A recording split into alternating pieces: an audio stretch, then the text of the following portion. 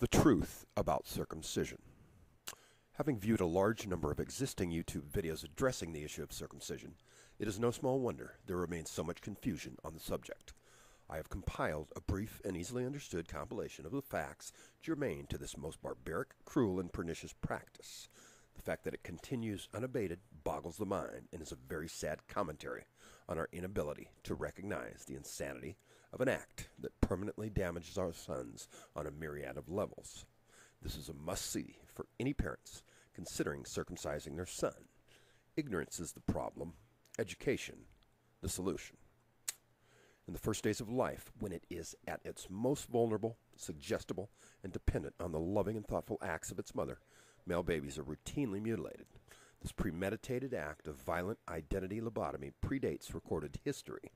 There exists a long list of reasons as to how and why this insane practice came about, from religion to hygiene to masturbation prevention to disease mitigation. We may never know the imperative that existed in the minds of the first circumcisers. We have thoroughly disproven every myth that speaks of the benefits and need for such an act. In the United States, the practice increased 90,000-fold in 110 years, from one case in 100,000 male births in 1860 to 90,000 cases per 100,000 male births at its peak in 1970. The following year, a comprehensive study revealed absolutely no advantage whatsoever to circumcision and many disadvantages, including death. The prevailing reason for its drastic increase during the early part of the century was to deter masturbation. The following is a brief history of circumcision. Western countries have no tradition of circumcision. In antiquity, the expansion of the Greek and Roman empires brought Westerners into contact with the peoples of the Middle East, some of whom marked their children with circumcision and other sexual mutilations. To protect these children, the Greeks and Romans passed laws forbidding circumcision. Over the centuries, the Catholic Church has passed many similar laws. The traditional Western response to circumcision has been revulsion and indignation. Circumcision started in America during the masturbation hysteria of the Victorian era, when a few American doctors circumcised boys to punish them for masturbating. Victorian doctors knew very well that circumcision denudes, desensitizes, and disables the penis. Nevertheless, they were soon claiming circumcision cured epilepsy, convulsions, paralysis, elephantitis, tuberculosis, eczema, bedwetting, hip joint disease, fecal incontinence, rectal prolapse, wet dreams, hernia, headaches, nervousness, hysteria, poor eyesight, idiocy, mental retardation, and insanity. In fact, no procedure in the history of medicine has been claimed to cure and prevent more diseases than circumcision. As late as the 1970s, leading American medical textbooks still advocated routine circumcision as a way to prevent masturbation. The anti-sexual motivations behind an operation that entails cutting off part of the penis are obvious. The radical practice of routinely circumcising babies did not begin until the Cold War era. This institutionalization of what amounted to compulsory circumcision was part of the same movement that pathologized and medicalized birth and actively discouraged breastfeeding. Private sector corporate-run hospitals institutionalized routine circumcision without ever consulting the American people. There was no public debate or referendum. It was only in the 1970s that a series of lawsuits forced hospitals to obtain parental consent to perform this contraindicated but highly profitable surgery. Circumcisers responded by inventing new medical reasons for circumcision in an attempt to scare parents into consenting. Today, the reasons given for circumcision have been updated to play on contemporary fears and anxieties, but one day they too will be considered irrational. Now that such current excuses as the claim that this procedure prevents cancer and sexually transmitted diseases have been thoroughly discredited, circumcisers will undoubtedly invent new ones. But if circumcisers were really motivated by purely medical considerations, the procedure would have died out long ago, along with leeching, skull drilling, and castration. The fact that it has not suggests that the compulsion to circumcise came first, the reasons later. Millions of years of evolution have fashioned the human body into a model of refinement, elegance, and efficiency, with every part having a function and purpose. Evolution has determined that mammals' genitals should be sheathed in a protective, responsive, multi-purpose foreskin. Every normal human being is born with a foreskin. In females, it protects the glands of the clitoris. In males, it protects the glands of the penis. Thus, the foreskin is an essential part of human sexual anatomy.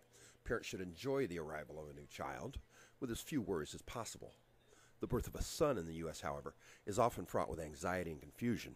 Most parents are pressured to hand their baby sons over to a stranger who behind closed doors straps babies down and cuts their foreskins off. The billion-dollar-a-year circumcision industry has bombarded Americans with confusing rhetoric and calculated scare tactics.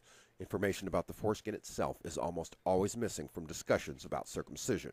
The mass circumcision campaigns of the past few decades have resulted in pandemic ignorance about this remarkable structure and its versatile role in human sexuality.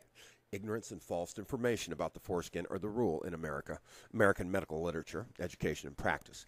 Most American medical textbooks depict the human penis without explanation as circumcised, as if it were so by nature. Circumcision causes pain, trauma, and a permanent loss of protective and erogenous tissue. Removing normal, healthy, functioning tissue for no medical reason has ethical implications. Circumcision violates the United Nations Universal Declaration of Human Rights, Article 5, and the United Nations Conventions on the Right of the Child. Circumcision is not a medical decision. Preventing an improbable future infection is a spurious indication. The standard of care is antibiotics, not amputation. The new thinking based on scientific evidence and incontrovertible facts has unfortunately been largely ignored by mothers everywhere. Why were mothers so quick to buy into the insane purports of fringe doctors when it came to the proliferation of circumcision, yet are so slow to accept the facts that are a result of our most highly evolved and distilled medical research that states unequivocally the fact that circumcision causes infinitely more harm than good?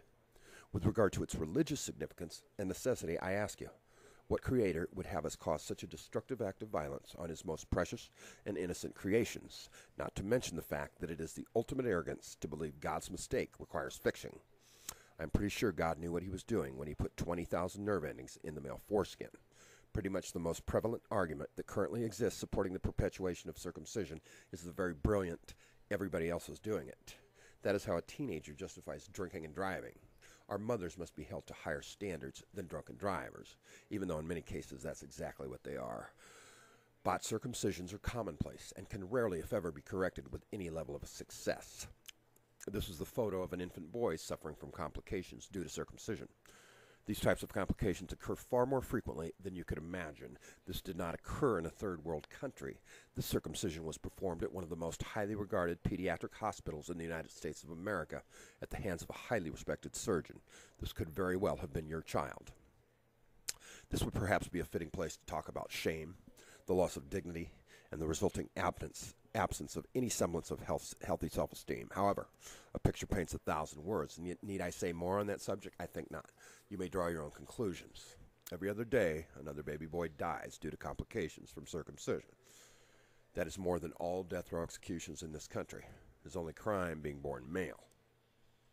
Many of us are familiar with the fact that circumcised genitalia are robbed of the ability to enjoy optimum sensation, not to mention the fact that the foreskin contains many aminoenzymes not found anywhere else in the body. Those are minute problems in contrast to the devastating emotional consequences. That is what I would like to focus on primarily now. Let's start with this. You have to wonder, and this is a very telling sign, how could any mother who engages in this ultimate act of destruction and harm have her child's best interest at heart? Is she cruel or simply unconscious? It must be one or the other. There really isn't any gray area here. At any rate, the child suffers equally, regardless of the mother's intention or lack thereof. This is a controversial topic. Many people would rather bury their heads in the sand than engage in even the most primitive form of logic and intelligence. Is it possible that the perpetrators actually contribute profoundly to the universal degree of denial associated with the problem?